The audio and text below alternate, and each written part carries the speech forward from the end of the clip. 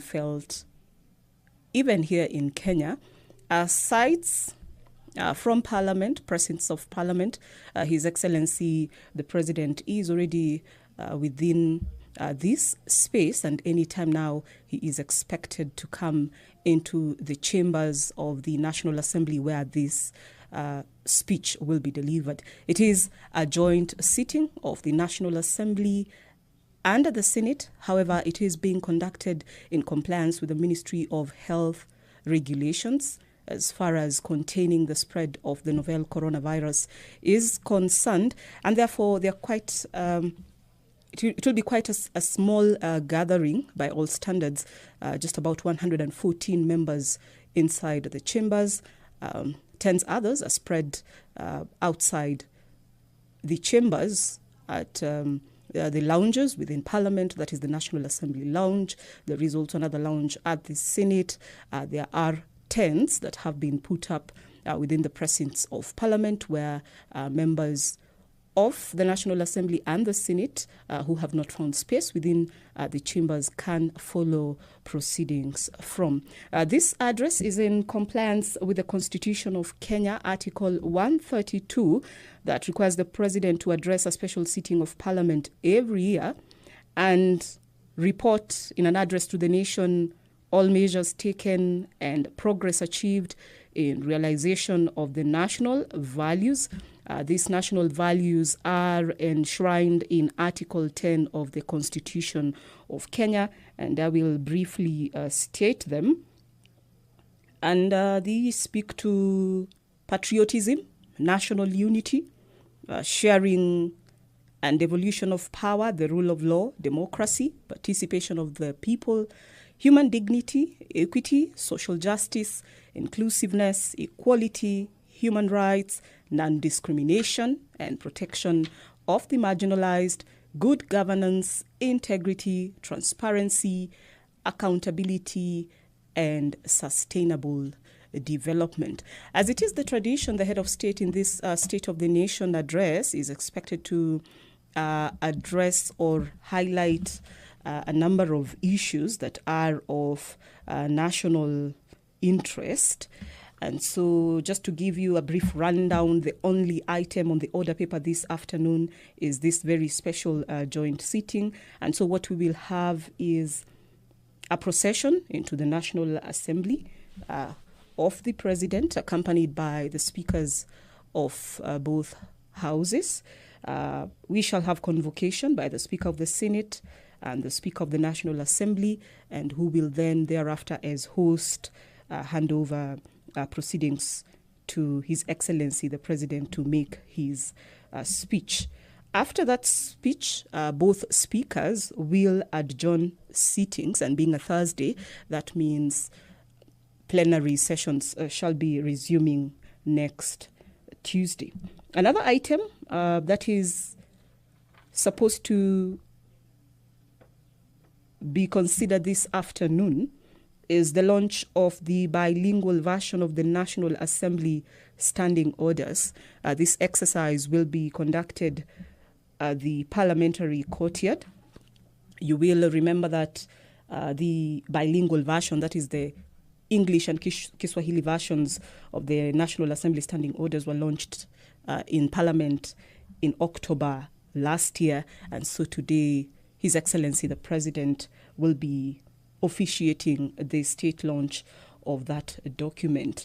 The Standing Orders, which is taken as the law or the Bible that guides proceedings in the National Assembly. The Senate also do have theirs.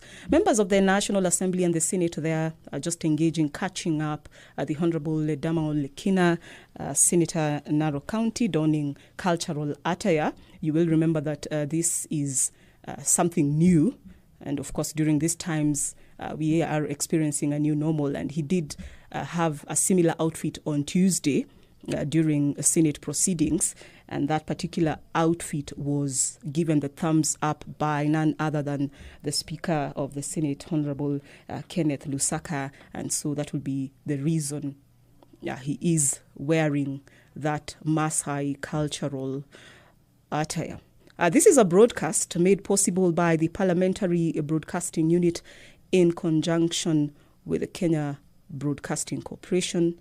And of course, it is live on all platforms.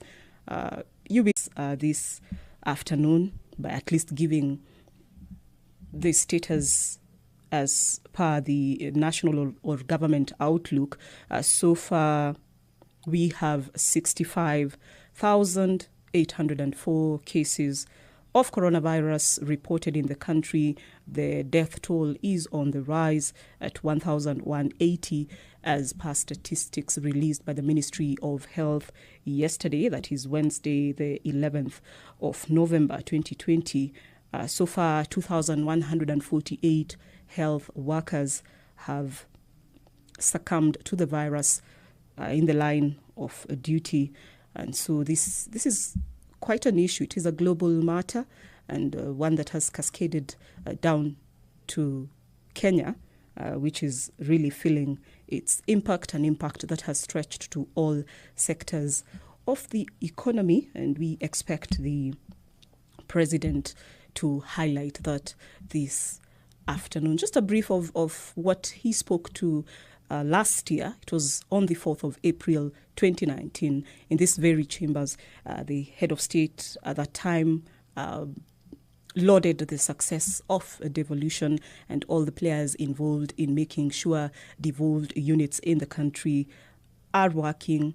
The head of state praising Parliament for what he termed as a steady guiding hand in ensuring the country implements its transformative agenda. He also spoke to the economy, noting that it had grown by 6.1%, also alluding to the government Big Four agenda, an agenda that speaks to food security, manufacturing, affordable housing, and affordable healthcare, and we expect that he will be addressing that this afternoon, as well as how far we have gone as a country in the war against graft. Earlier this week, he did receive the annual report from the Office of the Director of Public Prosecutions, and he challenged that entity to prosecute high-profile cases to conclusion. Last year in his speech, he mentioned and was very categorical that there will be no turning back in the fight against corruption and impunity in Kenya.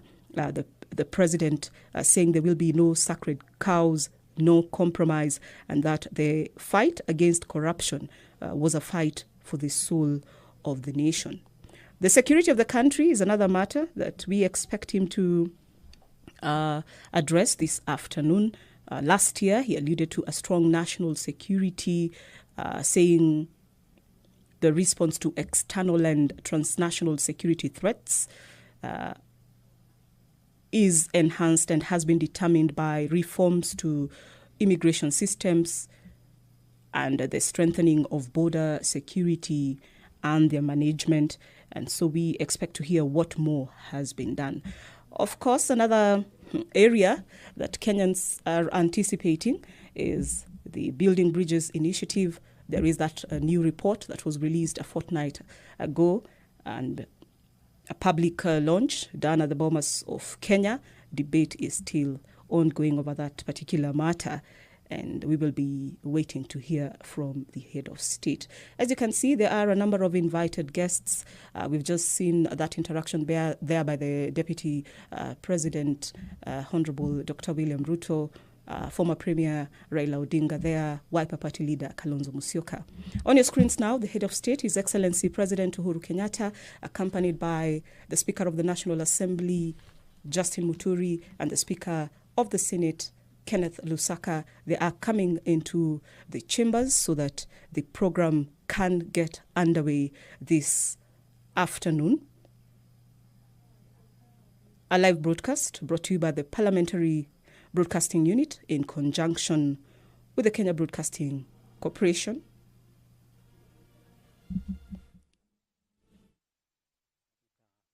Sehemu wanapoketi.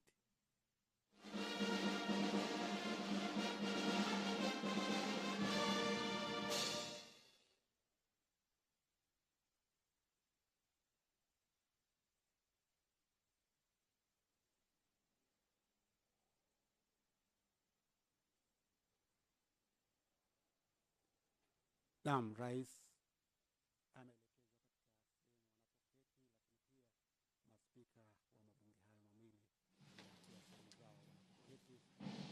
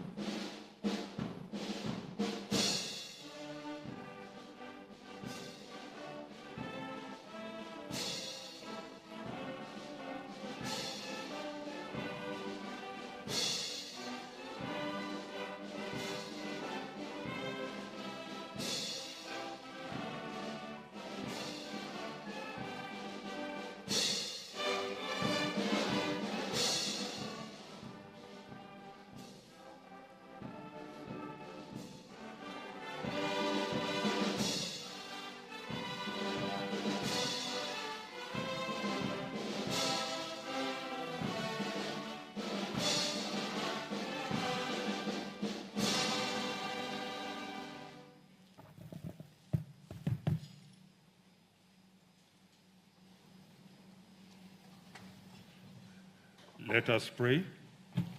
Almighty God, we beseech you to behold with your abundant favor and blessings as your servants whom you have been pleased to call to these leadership positions in this republic.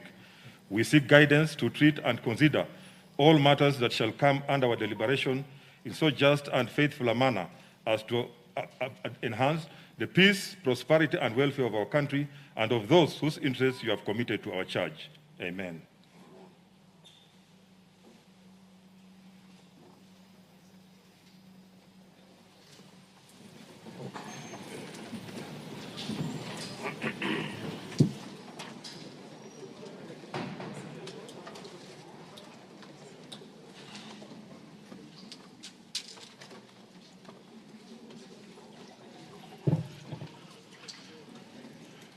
Your Excellency, Honorable Uhuru Kenyatta, President of the Republic of Kenya and Commander-in-Chief of the Kenya Defense Forces, the Right Honorable Speaker of the National Assembly, Honorable Justin Muturi, Honorable Members of Parliament, Article 1321B of the Constitution of Kenya requires the President to address a special sitting of the Parliament of Kenya once every year and at any other time. Further, Article 1321C requires the President to, among others, once every year, report in address to the nation all the measures taken and the progress achieved in the realization of national values set out in Article 10 of the Constitution. In addition, Article 247 of the Constitution requires the President, in his capacity as the Chairperson of the National Security, NSC, to report to Parliament annually on the state of the security of the Republic. In this regard, pursuant to Article 1321B and C, 1 and 2 of the Constitution and Senate Standing Orders number 22.1 and 2, upon request by the Presidency via letter reference number SH/15 dated 23rd October 2020, I gave notice of today's special sitting to the Honorable Senators by Gazette Notice number 8976, which was published in the Kenya Gazette on Friday, 6 November 2020. Accordingly, Honorable members, this special sitting is properly convened. I thank you.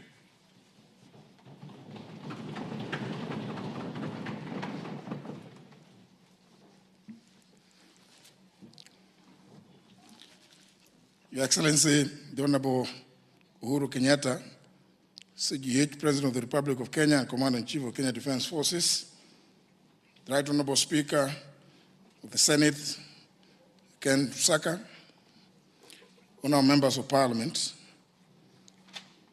Article 132, Clause 1, Paragraph B of the Constitution of Kenya requires the President to address a special sitting of Parliament once every year and at any other time. Further, Article 132, Clause 1, Paragraph C requires the President to once every year report in an address to the nation on measures taken and progress achieved in the realization of our national values. Additionally, the same article provides that the President shall submit a report for debate to the National Assembly on the progress made in fulfilling international obligations of the Republic. In this regard, and pursuant to the same article, paragraphs B, C, Romans 1, 2, and 3 of the Constitution, and the provisions of Standing Order number 22 of the National Assembly Standing Orders, by Gazette Notice number 8975, which was published in the Kenya Gazette on 6th of November 2020, I gave notice of this special sitting to the members of the National Assembly. Accordingly, honourable members, this special sitting is properly convened.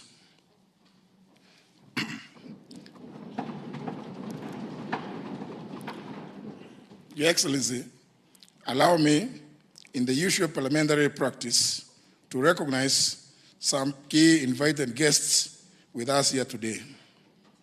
Seated at the Speaker's row, I wish to recognize the Honourable Deputy President of the Republic of Kenya, His Excellency Dr. William Ruto, the former Prime Minister of the Republic of Kenya and the African Union's High Representative for Infrastructure Development in Africa, the Right Honourable Raila Amolo Odinga, and the former Vice Presidents of the Republic of Kenya, the Honourable Stephen Kalonzo Musyoka and the Honourable Musalia Mudavadi. May I also accord special recognition to the following other distinguished guests seated at the Speaker's Gallery, being the Honourable Wycliffe Oparanya, EGH, the Governor of Kakamega County, and also the Chairperson of the Council of Governors, and the Honourable Mike Sonko, the Governor of Nairobi. They are all welcome to Parliament today. Your Excellency, I take notes and I'm grateful for your acceptance to preside over the launch of the Kiswahili version of the National Assembly Standing Orders after today's address. This is going to be the second major milestone towards the use of Kiswahili in parliamentary proceedings after the first one in 1974, which was undertaken following a directive to Parliament by the founding father, His Excellency Jomo Kenyatta. Towards this end, I'm grateful that our public universities partnered with us in making the translation of the English version of our standing orders into Kiswahili. Of particular mention in this regard, Your Excellency, is the University of Nairobi, represented here today by the Vice Chancellor, Professor Stephen Gitahi Kiama,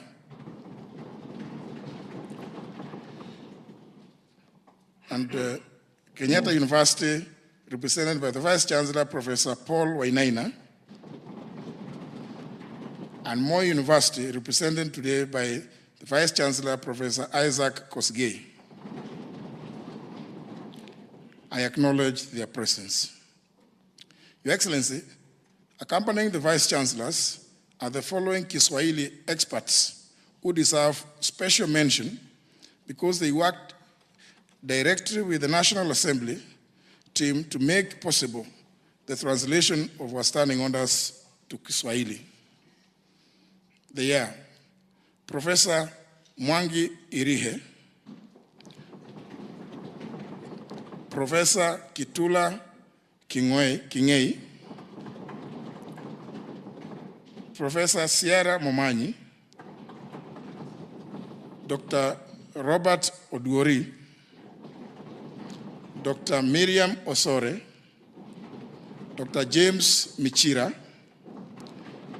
Mr. Vincent Magugu, and Mr. Nuhu Bakari. I salute them all. In the same breath, Your Excellency, I also wish to thank members of staff who painstakingly worked with the experts to deliver the Kiswahili standing orders. A special mention goes to the Clerk of the National Assembly, Mr. Michael Sialai, and Mrs. Samuel Njoroge and Kipkemboi Arab Kirui, the Director and Deputy Director of the Directorate of Legislative and Procedural Services, respectively. Honourable members, invited guests, ladies and gentlemen, it is now my singular honor and privilege to invite His Excellency the President of the Republic of Kenya and Commander-in-Chief of Kenya Defence Forces to address this special sitting of Parliament. I thank you, Your Excellency.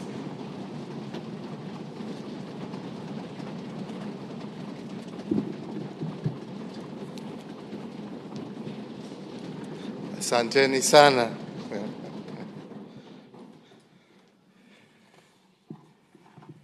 The speakers, or the Speaker of the National Assembly, the Speaker of the Senate, honorable members of Parliament, and all our distinguished guests, fellow Kenyans, it is my great pleasure today to join you as I report to the people of Kenya on the state of our nation. Fellow Kenyans, it is my great pleasure today to join you as I report to the people of Kenya on the state of our nation. Our farmers. In the far east part of the globe, a new disease, COVID-19, was emerging, devastating millions of people. The World Health Organization declared the COVID-19 outbreak a public health emergency of international concern on the 30th of January 2020, and further went on to declare it a pandemic on the 11th of March 2020. The COVID-19 pandemic has led to an unprecedented loss of life, global economic slowdown, the postponement of major cultural, religious, political, and sporting events, including the 2020 Olympic Games. It also led to the shutting down of borders and airspaces, the closure of institutions of learning, disruption of production and supply chains, a massive strain on health systems in every nation on earth, and tremendous pressure on individuals, families, communities, and entire nations. On the 28th of February 2020, through Executive Order number 2 of 2020, I established a framework to upscale and coordinate Kenya's preparedness and response to the coronavirus threat. Kenya's first case of COVID-19 was confirmed on the 13th of March 2020. In the days and weeks that followed, my government put in place a series of public health measures to stem the spread of COVID-19. These included Kenya's first ever nationwide curfew since independence, the restriction of movement into and out of most affected counties, the shutdown of learning institutions, a ban on public and social gatherings, restriction on the number of passengers in public service vehicles, among other containment measures. Our health institutions also ramped up their preparedness by training their staff on management of the disease, by creating isolation areas, and by procuring the deployment and deploying the relevant equipment and medication.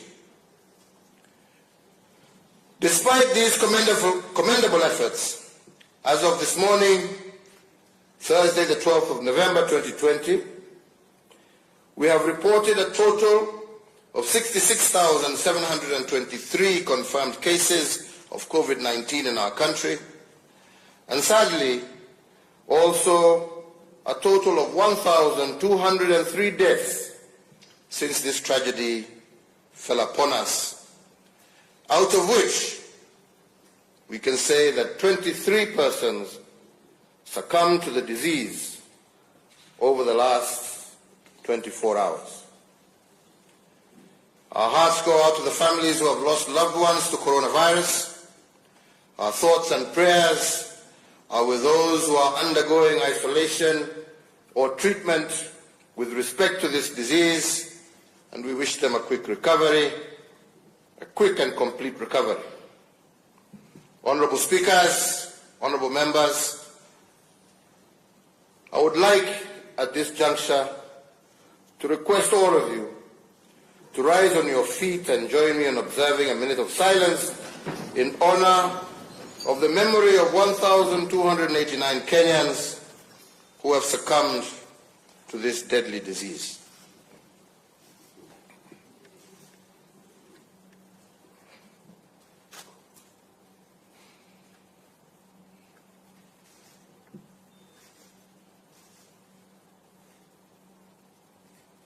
I thank you.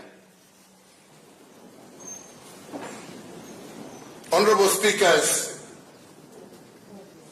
it is my plea to this House and to all Kenyans that we must not succumb to COVID fatigue. We must not backtrack from our vigilant fight against this pandemic. And on our part, as leaders, our stamina for discipline must not diminish. If the people fall short of giving their best at this time, we, the leaders, have no option but to give our all. As I said recently, we must know the way, go the way, but also show the way. Mr. Speaker,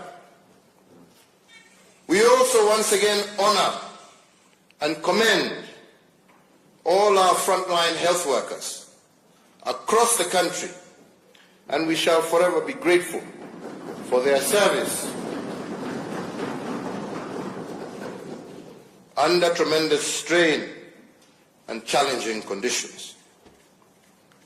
We also recognize and honor all other first responders, frontline staff, and essential workers who have selflessly gone above and beyond the call of duty and ensured that the Kenya flame continued to burn bright. The COVID-19 pandemic began against the backdrop of a steady economic growth rate of 5.4% in 2019. Our focus in implementing the Kenya Vision 2030 and its medium-term plan, dubbed the Big Four Agenda, has been bearing fruit.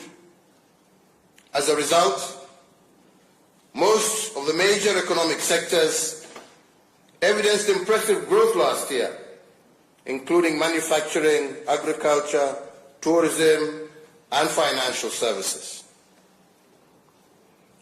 However, when it became apparent that the COVID-19 pandemic threatened to erode the significant economic gains we had made in 2019 and preceding years, on the 25th of March 2020, I did announce state interventions to cushion Kenyans against adverse economic effects of COVID-19 pandemic that warranted the national exchequer to forego taxes amounting to Kenya shillings 176 billion.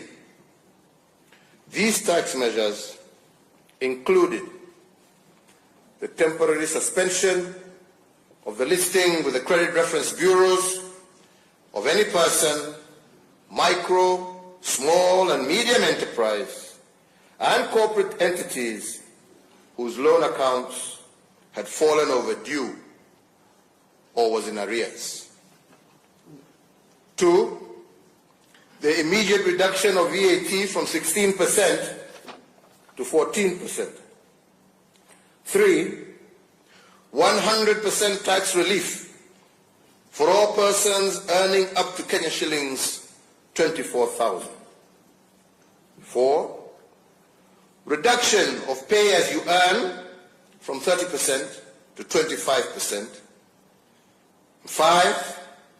Reduction of corporation tax from 30% to 25%. Indeed, number 6, we did also instruct that all ministries were to pay approximately Kenya shillings 13 billion of verified pending bills so as to improve liquidity in the economy and ensure that businesses remained afloat by enhancing their cash flows, with the private sector also being encouraged to clear all outstanding payments owed within themselves. The Kenya Revenue Authority was directed to expedite the payment of all verified VAT refunds claims amounting to Kenya shillings 10 billion within 3 weeks, or in the alternative, allow the offsetting of withholding VAT in order to improve cash flows for businesses. Number 8, that Kenya shillings 6 billion from the Universal Health Coverage Kitty was to be immediately appropriated strictly towards supporting counties and the recruitment of additional health workers to support in the management of the spread of COVID-19. Number 9, the lowering of the central bank rate from 8.25% to 7.25% so as to prompt commercial banks to lower interest rates applicable to their borrowers and thereby availing much needed affordable credit to micro, small, and medium enterprises across the country. Number 10, the lowering of the cash reserve ratio from 5.25% to 4.25% so as to provide additional liquidity of Kenya shillings 35 billion to commercial banks in order to directly support borrowers that were distressed as a result of the economic effects of the COVID-19 pandemic. And number 11, that the Central Bank of Kenya was to provide flexibility to banks with regard to the requirements applicable to loan classification and provision of loans that were performing as of the 2nd of March 2020. In addition, my administration, with the support of Parliament, further initiated an 8-point economic stimulus program amounting to some 56.6 billion Kenya shillings. The major objective of the program was to return the economy to the growth trajectory it was on pre-corona by increasing demand for local goods and services, cushioning vulnerable Kenyans, securing household food security for the poor, and creating employment and incomes.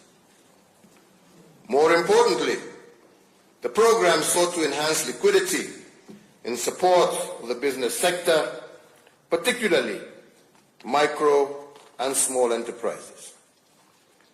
Accordingly, we set aside a further Kenya shillings 5 billion for the operationalization of the credit guarantee scheme. The recovery program also targets to revamp a broad spectrum of economic sectors by hiring 5,000 health workers and 11,000 interns, even as it supports our teachers as they continue to enhance the delivery of knowledge to our children. It further seeks to create 100,000 job opportunities for the youth, besides implementing a subsidized farm input scheme for vulnerable households, and parts of the resource allocated will be utilized on the ongoing fabrication of 250,000 school desks crafted by local artisans. Mr. Speakers, despite the very difficult times that we have faced as a nation, our people have remained resilient. In the face of tremendous economic challenges and the health crisis we are facing, the majority of us have truly been our brother's keeper. Not only have we stood with our family members and friends going through hard times, we have also acted responsibly by following the laid down public health directive. But fellow Kenyans, we are yet to get out of the woods, and so I urge all Kenyans to keep doing that which is honorable and right. As a nation, we will overcome and thereafter soar to even greater heights. Mr. Speaker, the COVID-19 pandemic has brought to the fore the urgent need for us to upscale our implementation of the universal health coverage pillar of our Big Four, which pillar seeks to eradicate the poverty of dignity and transition our nation into an era where no Kenyan should be forced to sell their land in order to settle their medical bills, or be forced to make a choice between buying much-needed medicine and using money to feed their children. An impossible choice.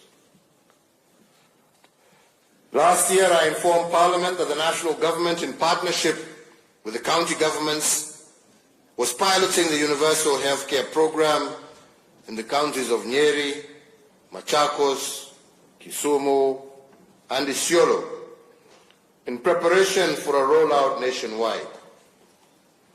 I am pleased today to report that the pilot program for universal healthcare was successfully implemented, and out of it, we have isolated critical learning points that have informed enhancements to my administration's health policy priorities going forward. As we inch closer to the national rollout of the universal health coverage, I also, a fortnight ago in Mombasa, launched the biometric registration for the universal health coverage scheme. Similarly, my administration is instituting far-reaching reforms of NHIF as it perfects the medical insurance scheme.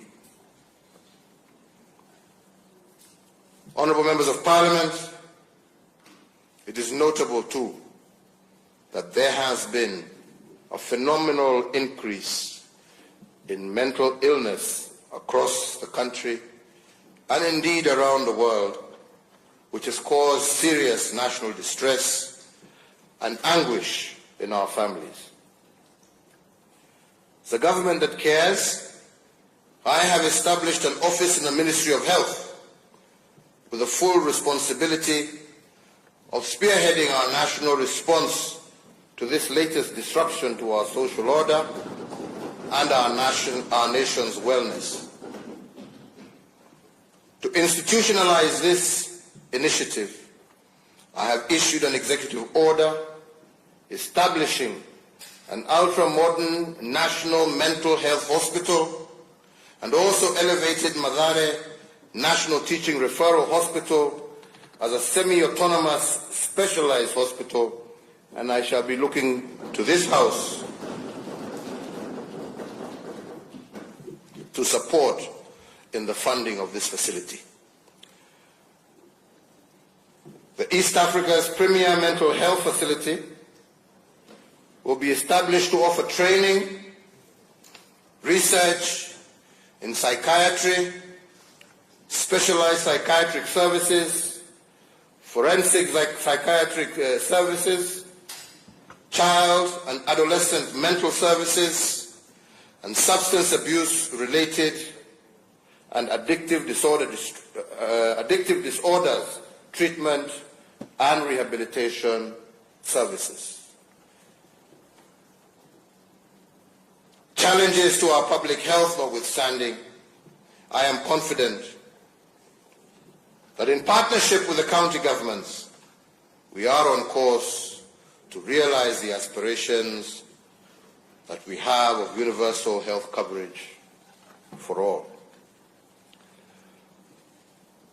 Honourable members, a nation's future is its children. As custodians of and trustees for future generations, it is our duty to protect, nurture, and mold our young children into responsible citizens. Our children embody the only true guarantee of continuity of this project that we call Kenya. To this end, my administration continues to institute far-reaching reforms within our education sector. And in January last year, we successfully completed the rollout of the competency-based curriculum, an exercise which, while notwithstanding its challenges, is one that has nevertheless been fully embraced by all stakeholders in the education sector.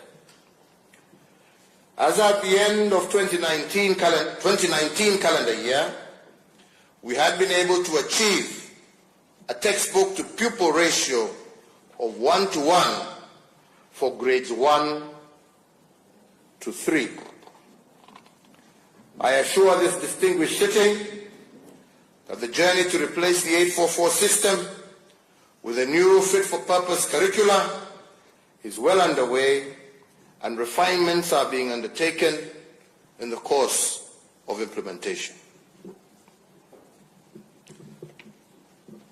Honourable members, as a parent and also as a grandparent, I share in the pain and frustration of most parents in having our children home for nearly an entire year.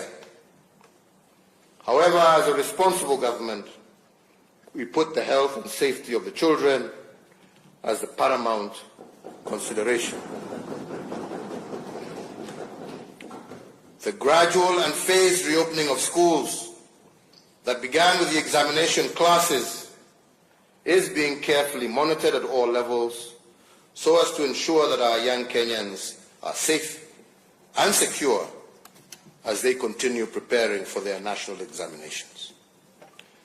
The Ministry of Education will, within 14 days of the date hereof, announce the 2021 academic calendar, with all other classes expected to resume learning in January of 2021.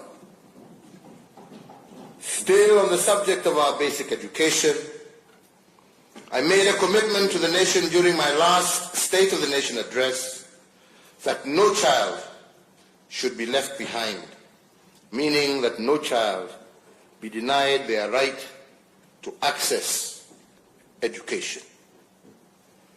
I am pleased to report to this House that for the second year we have been able to achieve a transition rate of 100% from primary to secondary schools. And even as we prepare to reopen schools, I once again reiterate that no child will be left behind, even those who unfortunately have transitioned into being young parents. Honourable Speaker, we must say that in the face of these undoubtedly impressive gains, we must guard against resting on our laurels. The next frontier in the quest to providing education for all is to improve our education in Kenya by enhancing quality of education, both in terms of physical structure as well as content. It is evident that our public day and boarding secondary school infrastructure is overstretched. As a result, our students are suffering congestion in both classes and dormitories. These challenges, however real, must not stop us from pursuing what we know to be the right thing for our children. Rather, they should act as motivation for us to work even harder. through a combination of interventions, both policy and financial, involving the Ministry of Education, county governments, and members of the National Assembly, through the National Government Constituency Development Fund, we shall have the necessary resources to address the infrastructure gap to our education sector conclusively within the next 24 months. In this regard, I therefore appeal to members of the National Assembly that the use of funds under your oversight should be used primarily to respond to the immediate and short-term needs of our learners. Currently, there is an urgent need for construction and equipping of more dormitories, classes, and other amenities to further facilitate ease of learning for our children. Indeed, conscious of the fact that significant financial resources will be deployed towards the construction of at least 12,500 new classrooms and related school facilities. And in that regard, the Ministry of Education and the Ministry of Transport, Infrastructure, Housing and Urban Development have been instructed that by the 1st of December 2020 to issue a new set of building guidelines for school infrastructure that allows the use of appropriate and cost-effective building technologies suited to the varied geographies of our nation. The intervention of these guidelines will achieve transparent and standardized bills of quantity that will guarantee value for taxpayer money. For every shilling that we put into school infrastructure, we must seek to obtain more classes built to acceptable standards.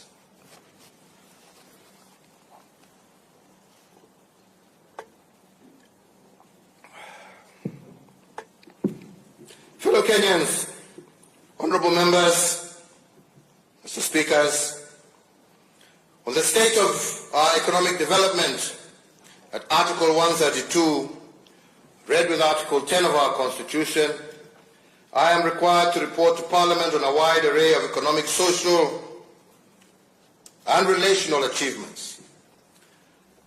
I call the sum total of these achievements our economic development. Honourable members, economic development is not about intentions and activities. It is about results. It is not about the volume of what we did. It is about the impact of what we achieved. In other words, economic development is the measure of the tangible, positive transformation of the well-being and the quality of life of our people. During this year's reporting, I will focus on 4 areas of primary thrust and situate the 4 areas within the broad framework of the Big Four. And I must mention at the onset that the Big Four is not a project as many think of it. The Big Four is an economic development strategy or framework which I have used to organize government delivery and to answer the question why in terms of the selection of the priority areas that we are working on. The philosophy of the Big Four is anchored in 4 intentions which we have pursued relentlessly this year despite the problem of COVID-19. The first one is liberating our urban poor from the poverty of dignity caused by poor housing and inadequate services. The second is transitioning our young people from being earners of wages to owners of capital. And the third is building a holistic base of human capital that is food secure and health assured. And the fourth is jump-starting the shift from being a country of net consumption to one of production. And this has been our why for the Big Four during this difficult year.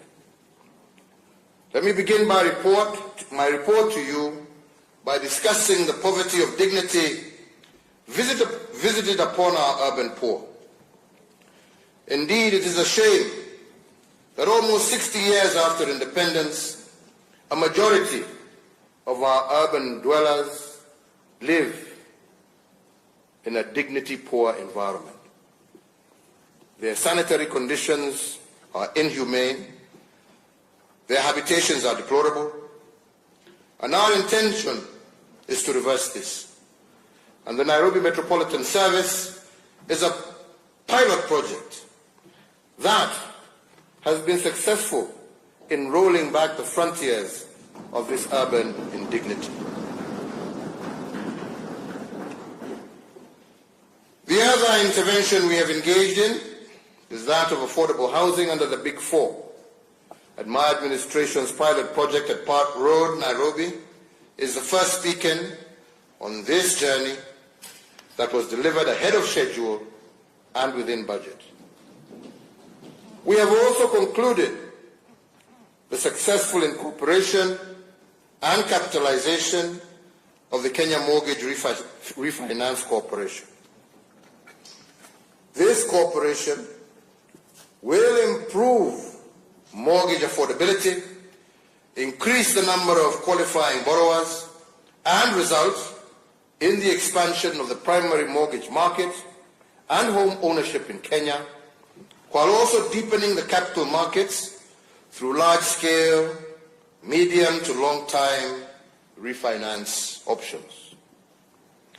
I would also like to report that there are also ongoing reforms in the land sector to improve access to land as a factor of development.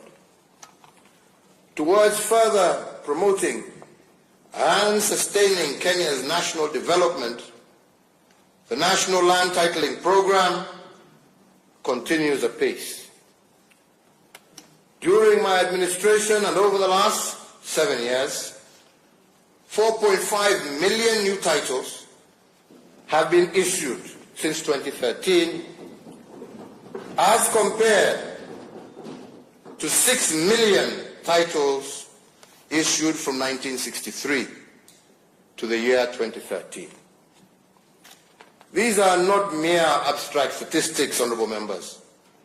They represent very real gains from wananchi and the resolution also of long-standing historical land injustices.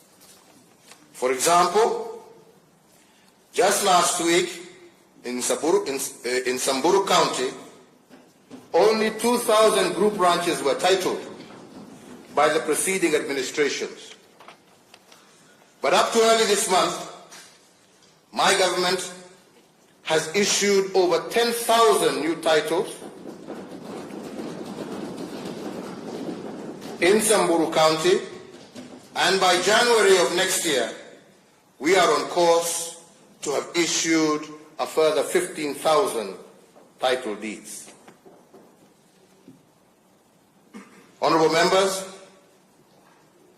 just over a month ago, I also issued a further 2,000 titles here in Embakasi Ranching in Nairobi, whose combined value to the owners is approximately 6 billion Kenya shillings in the hands of our people today.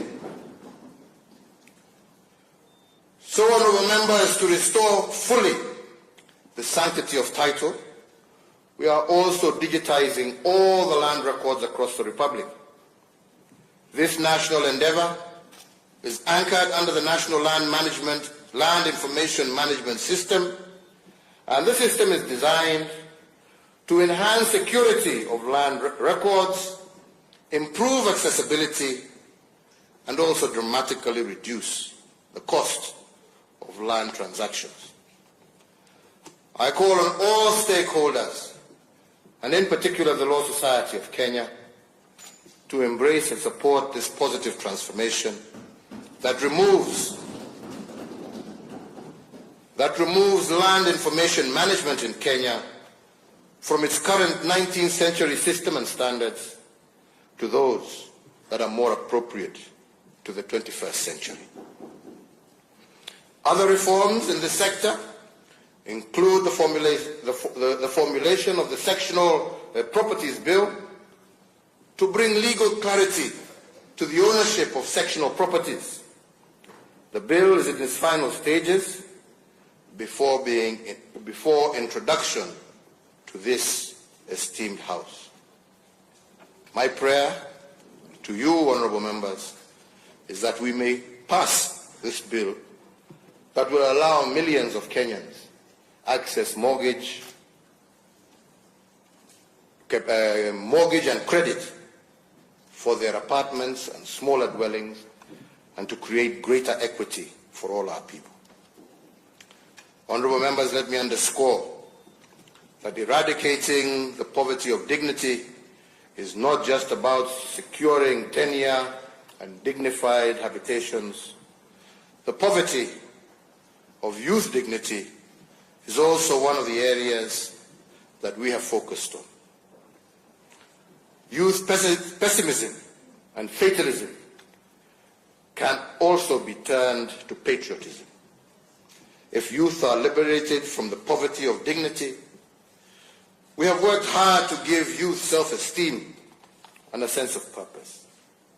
And we have done this because dignity comes from self-reliance and a sense of contributing to society. If the youth are given a sense of national importance, they will own the country and guard it jealously as active shareholders. Initiatives such as contracting youth artisans as suppliers to the Big Four projects is a visible example of this approach. The second intention under the Big Four during this report period has been about young people. My government's objective has been to shift our young people from being earners of wage to owners of capital. We have modeled this through engaging them in collective action. As we seek to grow our industries and create jobs in the manufacturing sector, we must of necessity have the manpower with requisite skills to match the needs of industry. Majority of the skills required are with respect to blue-collar jobs.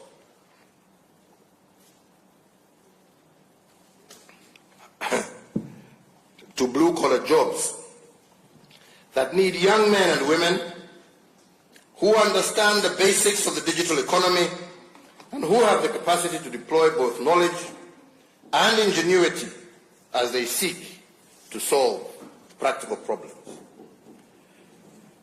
It has taken considerable effort on the part of my administration to educate both parents and young people that there is a viable education pathway for Form 4 leavers who do not achieve the necessary grades to pursue university programs. This pathway is anchored in the Technical and Vocational Training Program.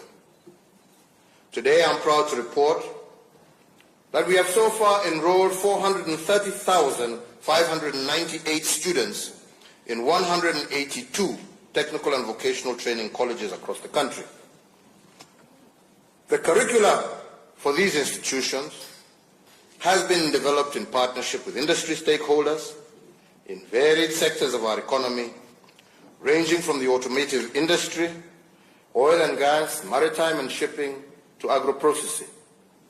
We are also collaborating closely with technology partners to develop curricula for basic digital skills to allow our young people to take advantage of opportunities within the digital economy.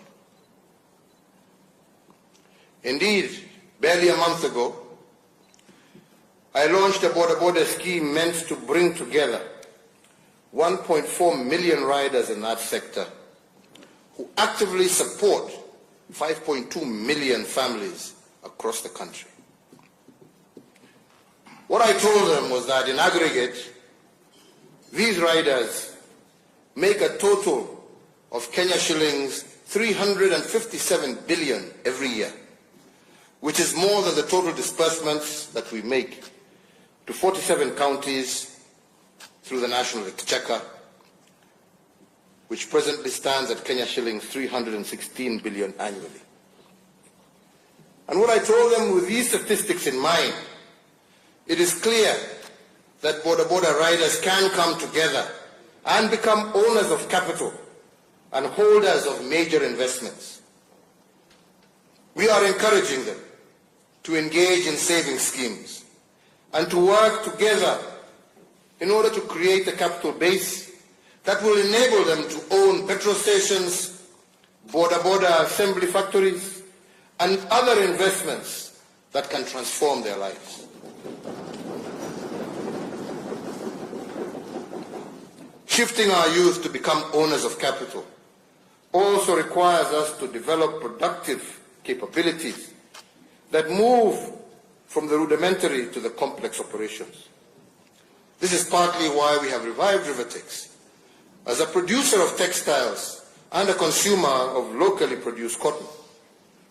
This is in line with the agricultural transformation strategy that obliges the growth of new strains of biotechnical cotton as a key area of opportunity for Kenyan farmers.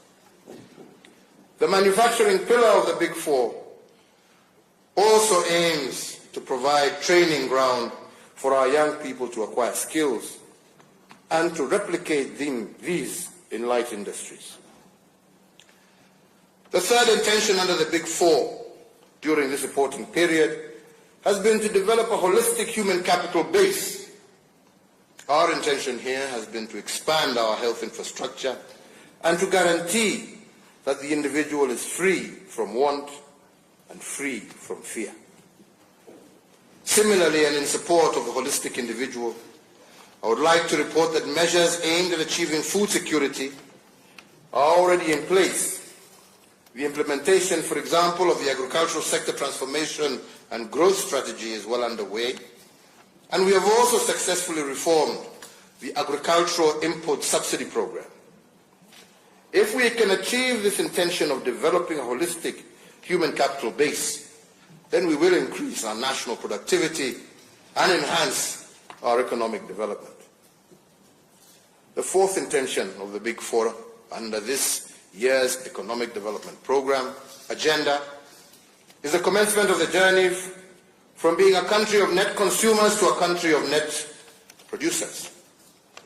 And in order to make this shift, we must admit that we cannot experience any significant progress in manufacturing and agro-processing without the building of transport systems and making significant investments in energy. Honourable members, even as we mooted the Big Four intention, some of us recognized then, as we still recognize now, that the task of ending the indignity of not having decent shelter, the task of enhancing access to universal health coverage, the task of enabling all who are willing to live in dignity through sweat of their brow to thrive, and the task of ensuring food and nutrition security would not be completed in a single term of office. That being the case, we gave a solemn promise that by the end of 2022, we would have laid an unshakable foundation for the realization of this vision, which is a shared aspiration for millions of our Kenyans.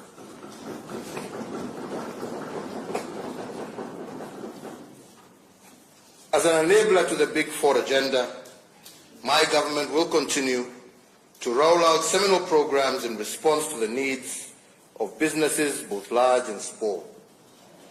We are continuously enhancing the ease of doing business and creating an enabling environment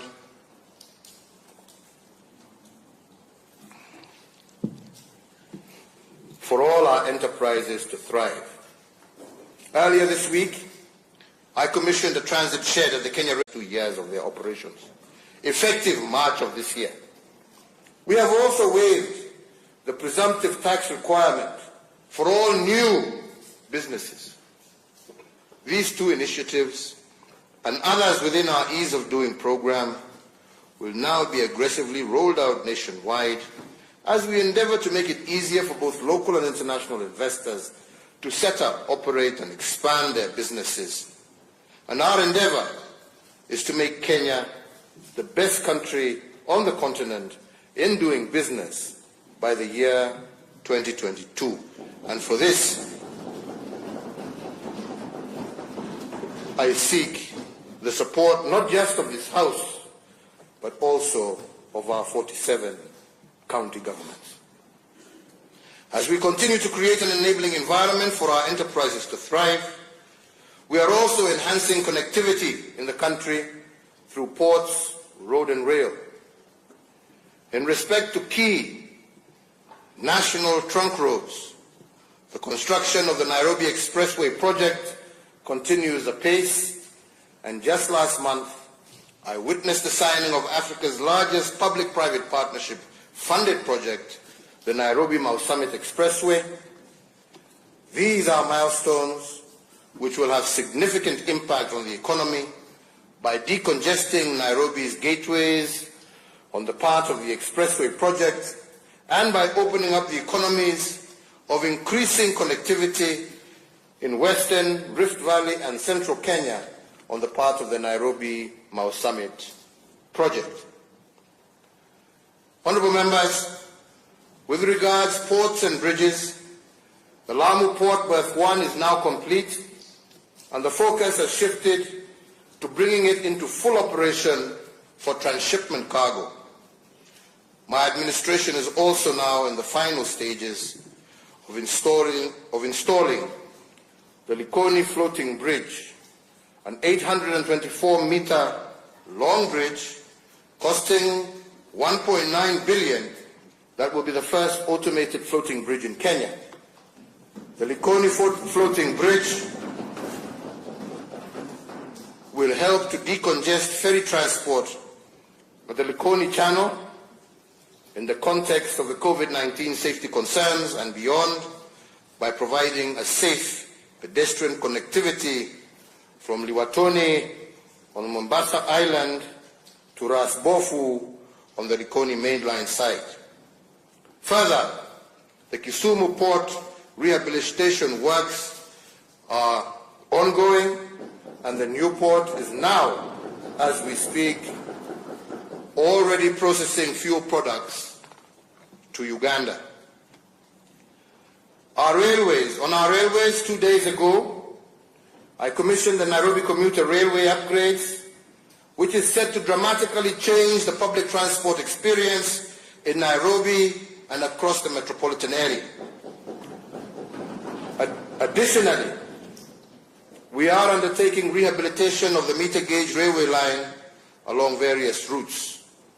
The Nairobi to Nyanyuki route is now back in service after decades of dormancy, with the Naivasha to Kisumu and Naivasha to Malaba route currently ongoing an overhaul under a multi-agency team coordinated by the Kenya Defence Forces.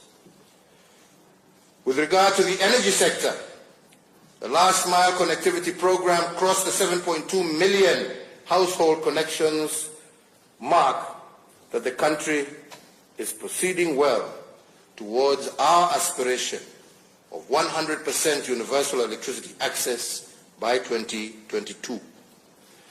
We have also completed a national geospatial mapping exercise that has allowed us to catalogue the wealth of our natural resources. It will also enable us to improve the management and use of land, the essential but finite resource that we share as a nation. To protect all these undertakings, honourable members, I am required to submit a report on the state of our national security pursuant to to Article 240 of our Constitution. Honourable members, the state of our national security is strong, our homeland is secure from the varied threats against it. For this, and on behalf of all Kenyans, and as the Commander-in-Chief, I give thanks and praise to the brave men and women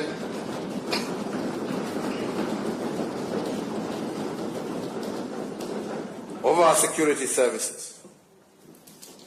They have continued to rout out terrorists, arrested and prosecuted many. Their plots are detected and disrupted before they can cause serious harm to more innocent Kenyans. The war against crime is a pace driven by the National Police Service that continues to undertake technological, human. Many neighboring countries today need a handshake. They need a politics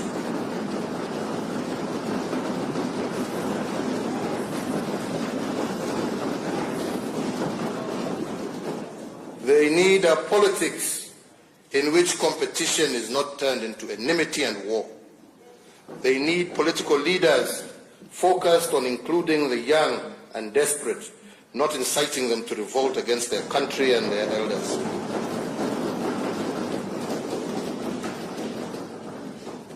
We have learned as Kenyans that elections alone cannot bring peace and unity to a divided people.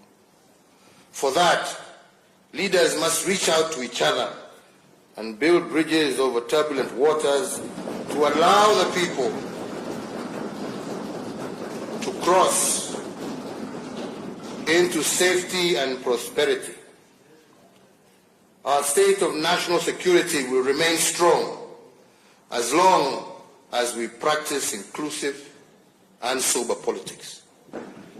I ask the members of this House, all leaders, and all Kenyans to deeply ponder their role in promoting the politics that assures our security, deters our enemies, and is focused on serving the people. My administration is also implementing the following reforms in the security sector: the expansion of the National Police Service Control and Command Center for Surveillance and Communication, the successful launch of the Digital Occurrence Book Pilot Project, and in addition, I recently and very proudly unveiled the National Security Innovations exhibition at the Kenya Wildlife Service Law Enforcement Academy in Manyani in Taita Taveta County. This was a youth-driven, innovative project aimed at leveraging on technologies to address problems facing citizens, from cybersecurity, crime, revenue collection, gateways, social media communication, to geospatial mapping and resource consolidation, and even the manufacture of small arms. My government recognizes the important role played by ICT and innovation in overall national development. Information communication technology has greatly improved access to government services and enabled Kenyan youth access job opportunities outside Kenya. To ensure that Kenyans continue to enjoy these benefits, my administration has increased access to ICT infrastructure and connectivity through the rollout of the basic voice infrastructure in 67 sub-county locations in all unserved areas.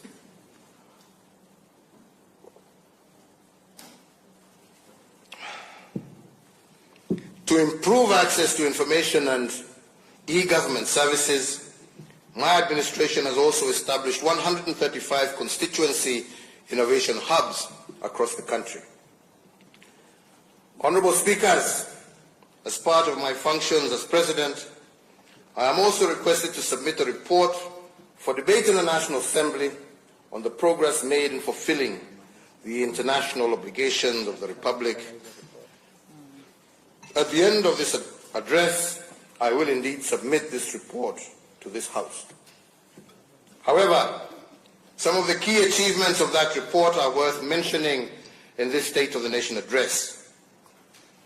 As we relentlessly pursue our national development agenda, we remain alive to the fact that as a respected member of the community of nations, we have obligations on the regional, continental, and global stages. We are also acutely aware that the modern world is one where a myriad of transnational, traditional as well as emerging security and ecological challenges pose grave threats to national security and development within our own borders. That said, we also do not lose sight of the tremendous opportunities available regionally, continentally, and globally for Kenya to deepen our shared prosperity. The East African community remains Kenya's foremost trade and investment priority, and we want to see even a further deepening of the integration processes within the EAC.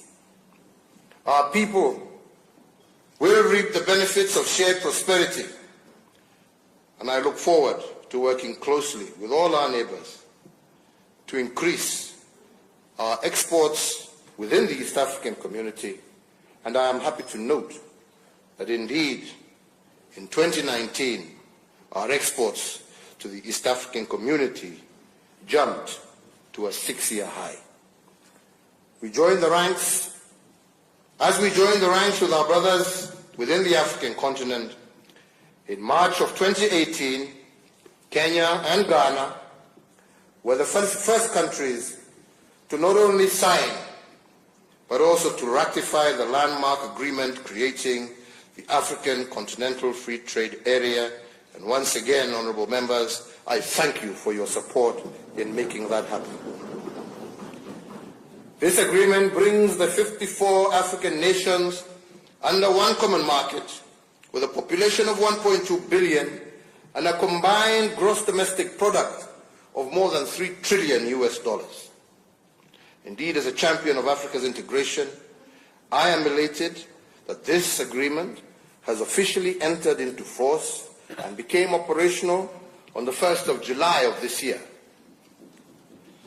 Honorable members, Kenya is also enjoying greater diplomatic goodwill and a deeper international friendship than at any other time in our history. We are engaging with the United Kingdom to evolve an arrangement that will guarantee us continued access to the United Kingdom market following their exit from the European Union. Similarly, we are proactively consulting with the United States of America for a solution that will ensure Kenya's continued access to the United States market beyond 2025, when the Africa Growth and Opportunity Act comes to an end without the need for the PAC's further renewal. Apart from deepening our cooperation with our traditional partners, we have also sought to unveil new frontiers for mutually beneficial cooperation with countries in Eastern Europe, the Asia-Pacific region, as well as the Caribbean. I am pleased to report to this House that last year Kenya assumed the presidency of the Organization of African and Caribbean and Pacific States for the period of 2019 to 2023. Based on our strong conviction that we should leverage on our rich experience and leadership to articulate Africa's issue in the global arena, we offered also our candidature for the non-permanent seat at the United Nations Security Council for the period 2021-2022. We obtained the overwhelming endorsement by the African Union, which was reaffirmed during the 33rd ordinary session of the Assembly of Heads of State and Government that took place in Addis Ababa in February of 2020. And I am pleased to report that when elections were held in June this year, Kenya was elected as a non-permanent member of the UN Security Council for that period of 2021 2022. Being a member of the most influential body of the United Nations gives Kenya an opportunity to play a more significant role in the pursuit of peace and security. And I wish to thank the African Union for its support, as well as the many friendly nations across the world who voted for us, for this is indeed a big win for Kenya and Africa. Honourable members, I will conclude my remarks today by touching on the deliberate steps that we have taken to place Kenya on a path to a greater national unity, inclusivity, peace, and reconciliation. In March of 2018, the former Prime Minister, the Right Honourable Raila Amolo Odinga, and I launched the Building Bridges to a New Kenyan Nation initiative.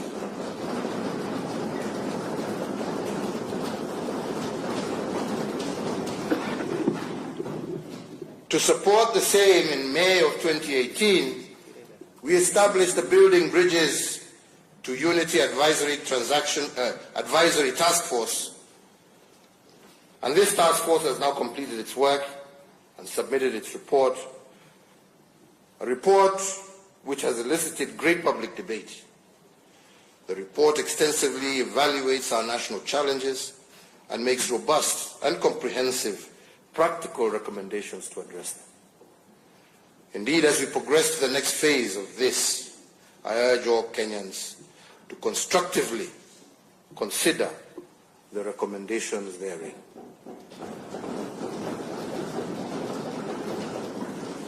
More importantly, let us continue to address ourselves to these issues with a view to effecting far-reaching changes that will address the perennial challenges that we have faced as a nation, the challenges of negative ethnicity, inclusion, equitable development, and indeed our fight against corruption. Honourable speakers, honourable members, fellow Kenyans, like Moses in the Bible, who sat at the top of Mount Nebo and saw the future that the people of Israel were about to cross into the promised land, I too have seen our future. This is what